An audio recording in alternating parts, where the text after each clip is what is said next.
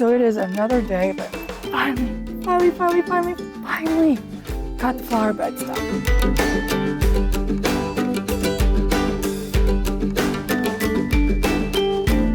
Hi guys, welcome. Today we are finally going to finish the flower beds. Project's taken all summer, but we're almost there. I've got a couple of projects to finish, which I'm going to share with you, and then I'll show you around. I'd like to welcome you to my backyard Kentucky homestead. My name is Kim, and let's get started. So over the last several days, I've been planting a lot of those perennials that I got on clearance. We also have all the mulch back here ready to go. So the first thing we're going to do is plant these two Carax grasses. What I'm using is this 36-inch power auger. It's a lower edition with a smaller flight. This video is not sponsored. And also the DeWalt 20-volt battery cordless drill. This makes it so easy to plant stuff. So we're going to put this in the ground, hold it very tight. You do need to have a drill that's strong enough. Also has a handle. You have to have that. Otherwise it could, even with this, it will sometimes rip out of my hand and spin around. You have to be really careful.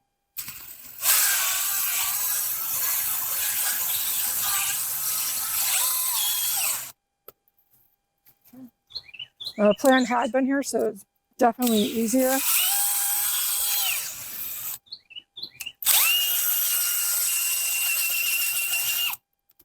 Just a little bit bigger.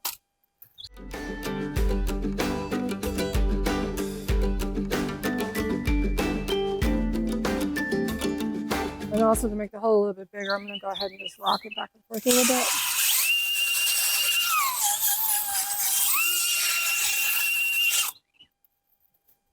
Makes it so simple. I'm just using organic Espoma holly tone just because it was a good deal. A little bit down there. Just put a little bit around. It just needs to touch the soil to activate it. Tuck that in there. Mulch back around it. And then we're good to go. I'm going to mulch this again to cover up all of the drip irrigation. I got a few more to plant, and then we will get the drip irrigation set up.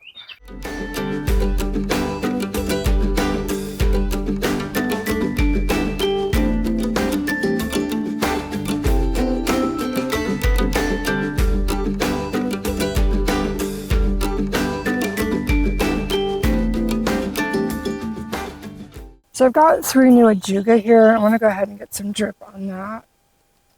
So there's some more weeds. So there's a couple of different types of grasses that we have here, Bermuda and then some other stuff. I don't know what it is, but it vines like crazy. So it just, no matter what kind of cover you have, mulch, cardboard, it still makes its way through because it just grows underneath it in the dark until it finds light.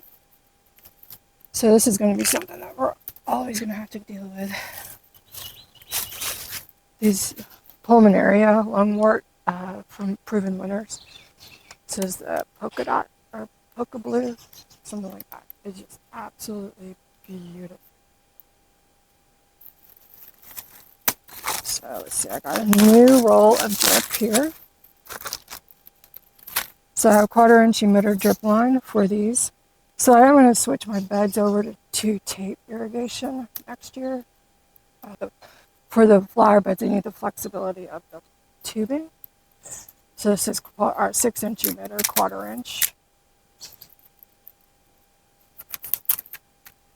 I just got this off of Amazon. They also have it at Drip Depot, which for the month of October, Drip Depot has 20% off of their entire store. Which I went ahead and ordered my tape from there this past week. The connectors for that.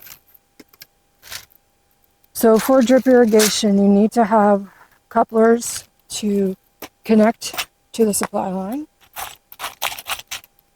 So what I'm going to use here is this 1/4-inch double barb. Put it at one end of it. So I don't recommend using gloves or something because this does end up hurting your fingers after a while. And then I'm going to estimate how much I need to go around these. And then I'm going to connect it back. I'm going to cut in between. You have emitter holes here and another one here. It has like a raised area. So this in-between area is where I'm going to cut. And this is a really cool tool. It will punch holes as well as cut the line. And it'll work with a 1/2-inch supply line as well. So simple cut. Get another 2-sided barb here. Other end. And you do want to have as flat a cut as possible. Just have a little patience. It will eventually go in. Get it in as far as you can. There is a line. I want to try to get it up to this point right here. So I've got about another 1/8 of an inch to go.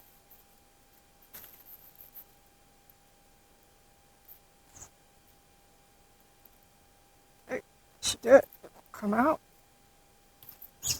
And then I'm going to go to the 1/2-inch supply line. And I'm going to punch a little hole with the other side.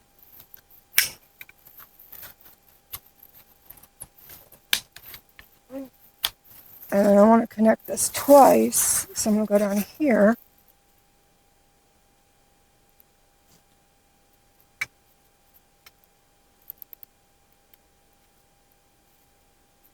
So I'm going to come down here, and this is going to be my reconnection point. Okay, so take one end of it, and we're just going to push it in until it clicks. And then I'm going to take the other one. Do the same thing.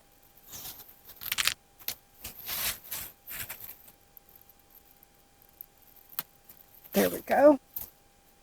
So then we're going to get our landscape staples. These were unfortunately sitting out in the rain.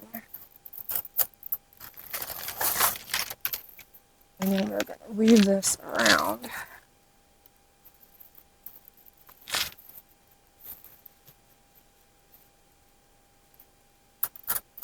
These are really long ones. Holy cow.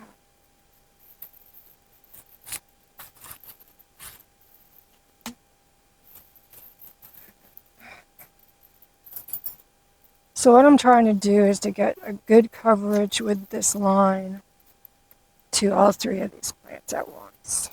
So I don't have to run multiple lines of drip.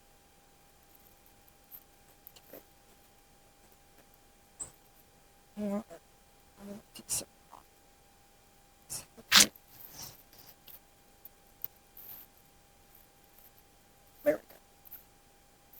So one more to get this one down. And I'm going to come back through with mulch and just cover all of this with another layer of mulch. So I'm just going to keep doing that, and then I'll be back. Okay. So we have the drip in, and we're going to go ahead and remulch this area because I've added drip since I had initially done it. So remulch this, and then we'll be adding a cardboard and mulch as we go along.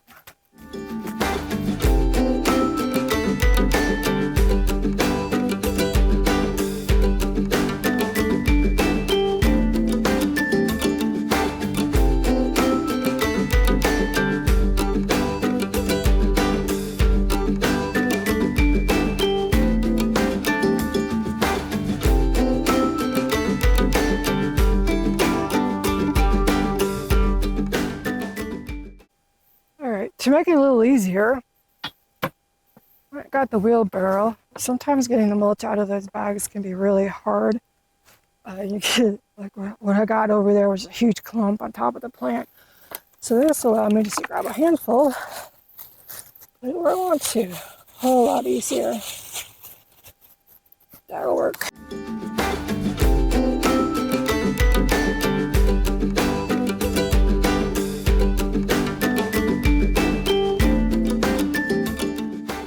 So next year I may come back through and edge this, but I just don't have the time to do that right now. So we'll come back through and try to do that edge with, the wedge so that the grass doesn't jump so easily.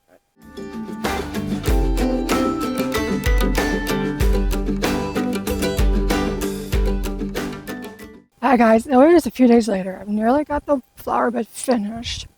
I will give you a tour of that here in a minute, but I decided to go ahead and put a shade garden in over here in the back corner of the yard. So back there, we have a Woo La La. We have another one there. I think that's an Empress Woo there. And then over here we have another Woo La La. We have rhododendron and an azalea, a couple of smaller hostas, some heuchera, some lion's mane,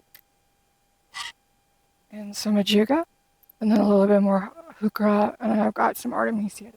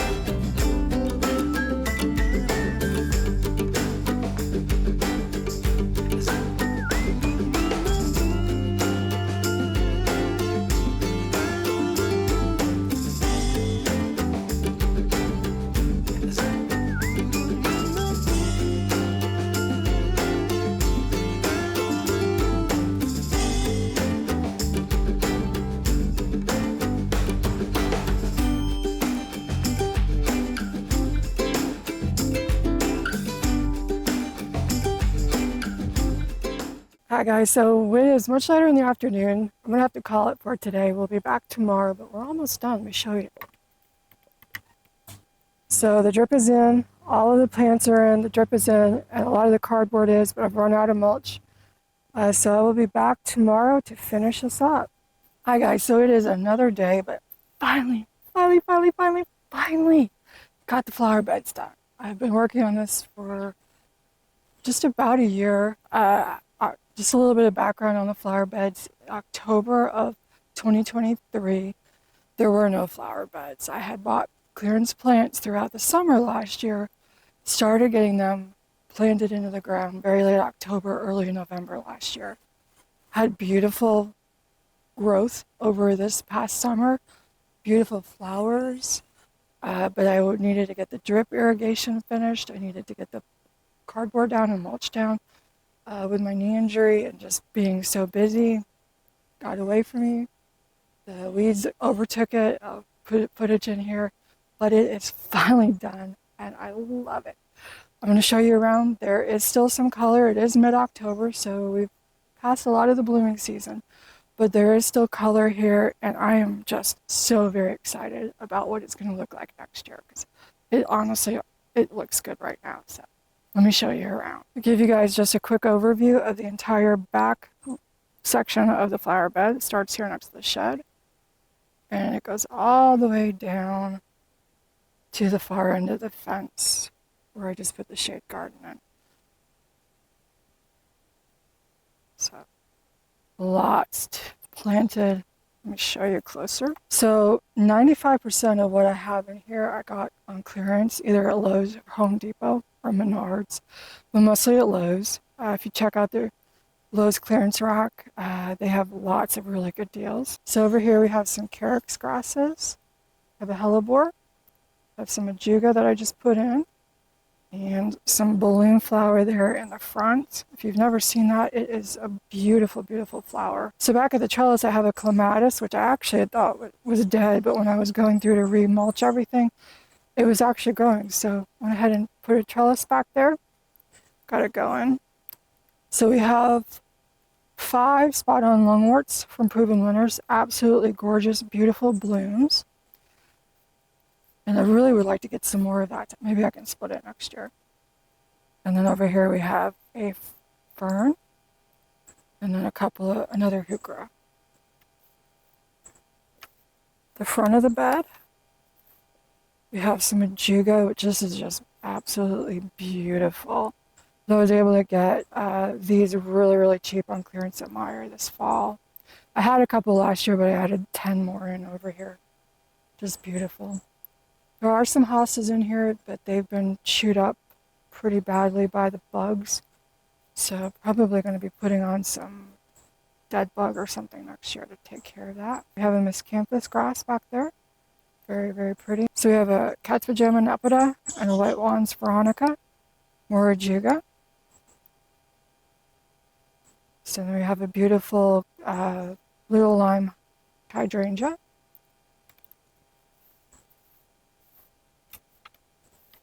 Got a hollyhock in the back. A mallow zabroon flower, which was new this year.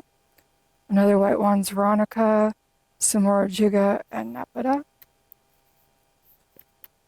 This is a quickfire hydrangea, which did not bloom this year, so I'm hoping it will next year. This is the first of several buddleia. We have another mallow flower back there. So back here we have a blue muffin viburnum, some Shasta daisies I started from seed. There's also a couple of sections down in front here that have died back. They're starting to come back, so hopefully they will survive. And in the front we have some monarda, which is just absolutely beautiful. Towards the back we have a climbing hydrangea, which didn't do a whole lot this year. We'll see what it does next year. And then in the front we have a red twig dogwood, and in front of that we have a Cheyenne sky, or a Cheyenne coneflower. I think it's Cheyenne sky, Cheyenne spirit, one of them. One's a grass and one's the coneflower, but that's what that is. Absolutely love the orange flowers.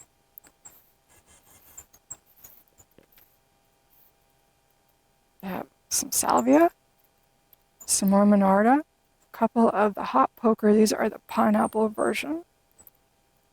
We have some iris in there. This is back here.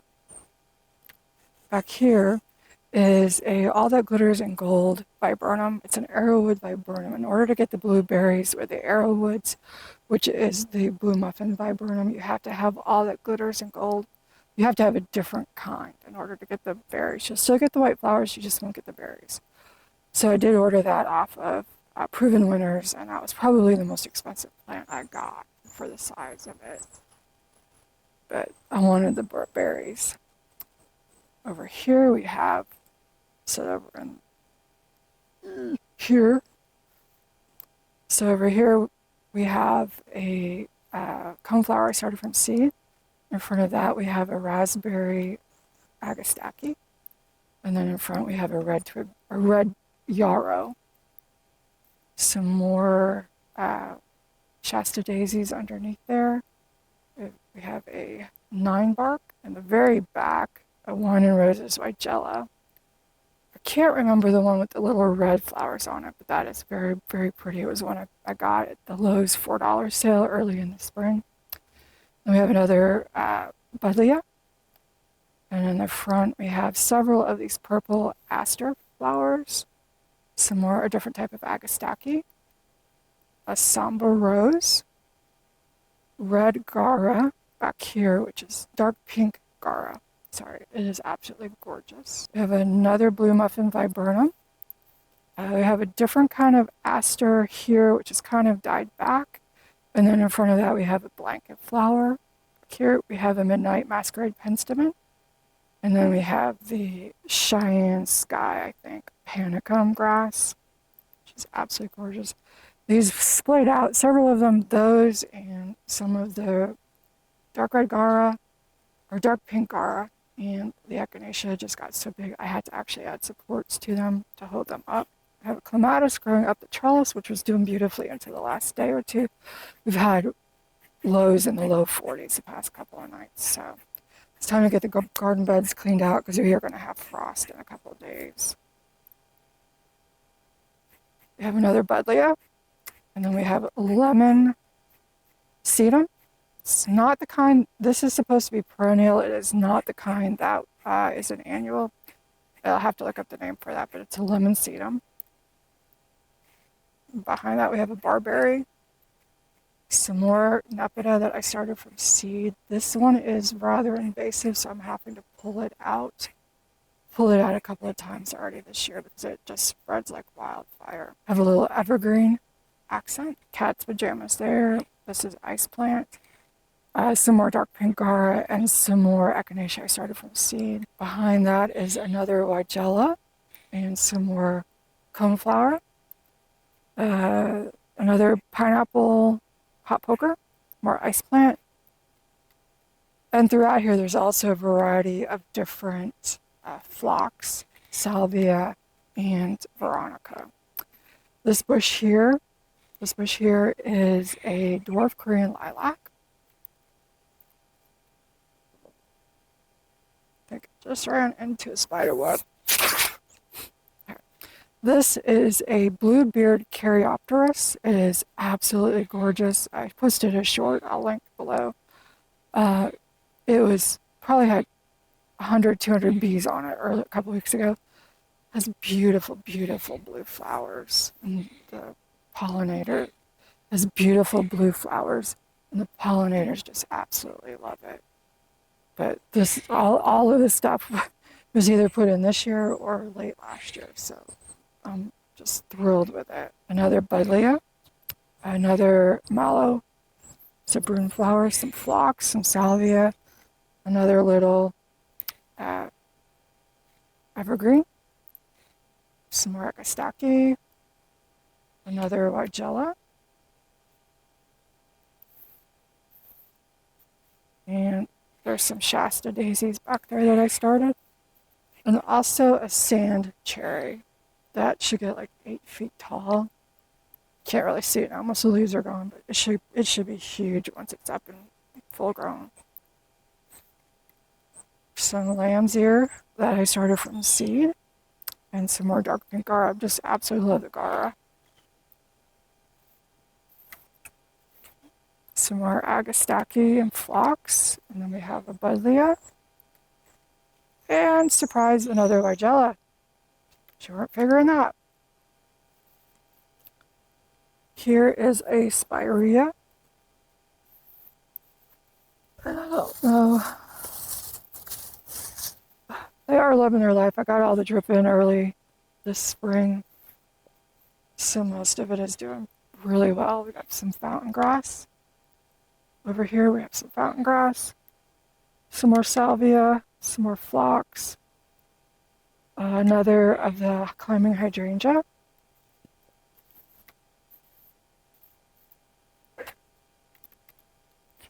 Get a little sun here. We have a common lilac here, some more fountain grass, and we have some more of the aster and akastaki and phlox. And this is the beginning of the shade portion. We do have another spirea here and a fountain grass over on this side. So we have 4 different azaleas here. We have that one, which is about 4 to 5 feet tall. This one, which gets to about 2 to 3 feet tall, and then there's 2 more of the 3 to 4 feet tall back here. And then behind that, I have 2 rhododendron. And I also was able to get some of the Lula La Proven Winners hostas. So where that leaf is over here, there's one there that hosta leaves all broke off, so they're gone. But the plant is still there and doing well.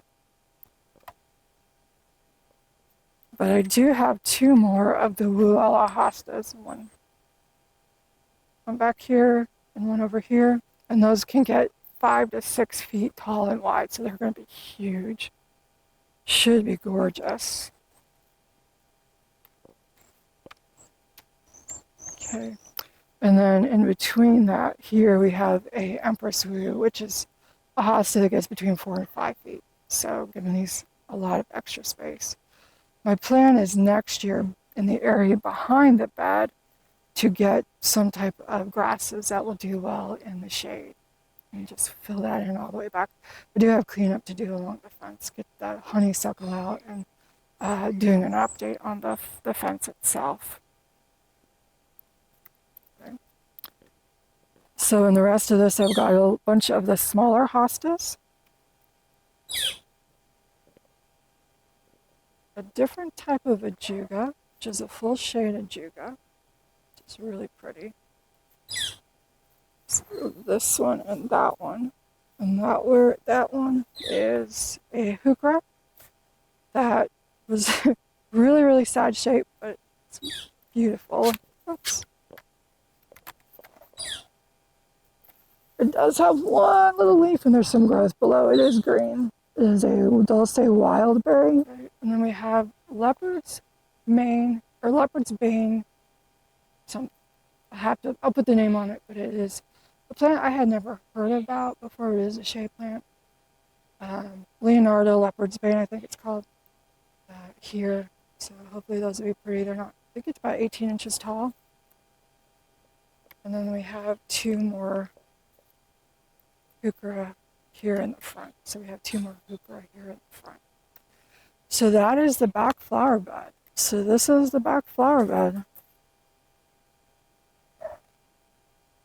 I'm absolutely thrilled. Very, very, very glad to have it done. So let me show you the two beds closer to the house and what I've got planted there. So this is the bed on the side of the patio next to the house. So in here we have a pugster pink butterfly bush. We have a beautiful pink peony. We have some coreopsis, several hydrangea, the macrophylla hydrangea.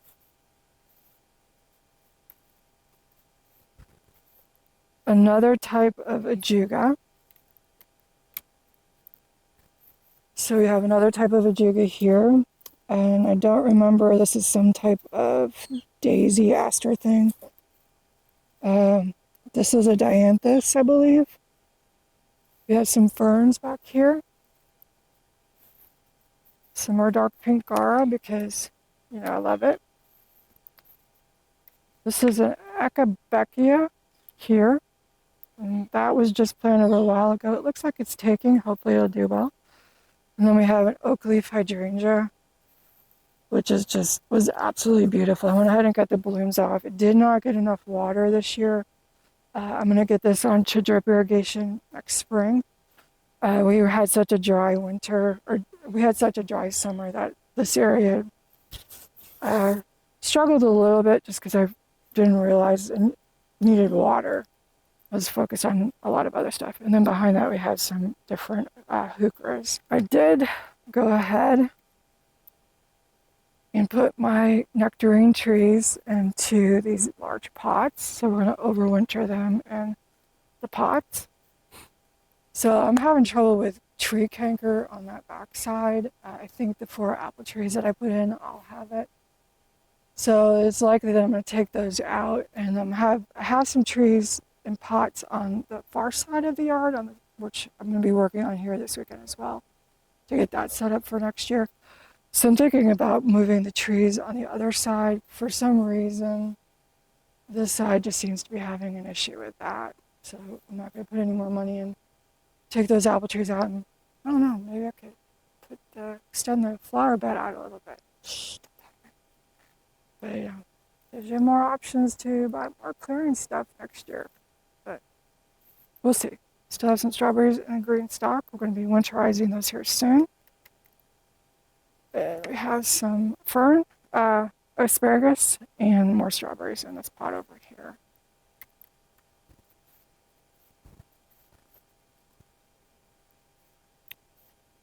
Oh, looks like the weeds have gotten away from me on this one. I'm going to have to do some weeding here. We do have a little taffy butterfly bush. I need to take some of these tags off. It's been on there since last year. Got an agastaki. I have agastaki, coneflower, some rudbeckia that I started from seed, and this is a Asiatic lily. We have a Lo and Behold Blue Chip Junior, which I just got on clearance. $15 yesterday. So I get that planted today.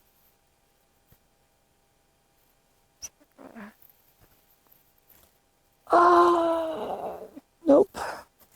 That's spurge. We don't want spurge. I got some spurge, not realizing how invasive it was and how actually some of the weed pressure that I have is actually garden plants that they sell at the garden center. So be very careful if you're going to do that. Putting anything in the ground. I've got some areas that are just covered in stuff that is so invasive. Some vinca especially. Okay. Here we have a penstemon. This is actually two different kinds of the cat's pajamas. Or one's cat's pajamas and one of these is cat's pajama. The other one is one I started from seed. So there's actually two different varieties here. So keep an eye on that so it doesn't go crazy.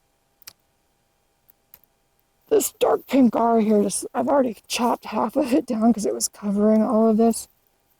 But it is just beautiful, whimsical, very whimsy flower. Do have some Arizona Gaillardia back there that I started from seed. I got some weeding to do over here as well. So we have a golden smoke bush.